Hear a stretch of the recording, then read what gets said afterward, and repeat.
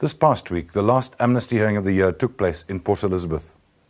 Next year, the Truth Commission process will be dominated by amnesty hearings, starting in late January. Slowly, a picture is forming of how the Amnesty Committee thinks and which human rights violations they consider to be pardonable and which ones not.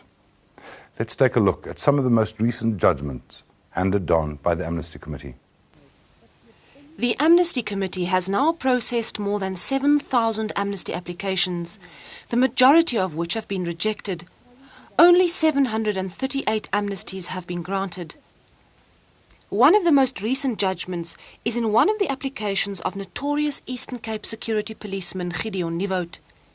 He has applied for amnesty for his role in the car bomb that killed 3 policemen in Motherwell, the murders of the Pepco 3, the Craddock 4, Siphiwe Mthimkhulu, Topsy Madaka and Stephen Bantu Biko. The judgments in all these cases are still pending. But the Amnesty Committee has refused him amnesty for the 1985 assault of UDF activist Mkhuseli Jack. They refused on the grounds that Nieuwoud did not make a full disclosure. In its judgment, the panel said that the versions given by the amnesty applicant and the victim differ materially. They rejected Nieuwoud's version that he had simply struck Jack a few times with a sjambok and accepted Jack's version of a far more vicious assault and torture. They also said they were not convinced of a political objective and added that Nieuwoud had not made a favorable impression on the committee. Which methods did you apply? I refer to the assault as the method, and because his resistance was broken down, I then had an interview with him. Gideon Nieuwoud's legal team has now asked that all other amnesty applications by Nieuwoud should be heard by a different committee than the one that handed down this recent decision. They argued that the same committee would be biased in other cases.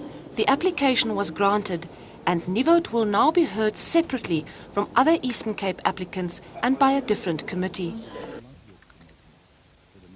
Another contentious recent judgment is the granting of amnesty to 37 ANC members, including Deputy President Thabo Mbeki, Defence Minister Joe Modise, and other members of the Cabinet.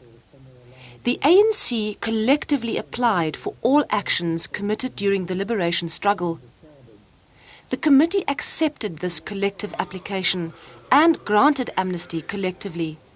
They found that all the conditions for granting of amnesty had been met and that there was no need for a public hearing of applications.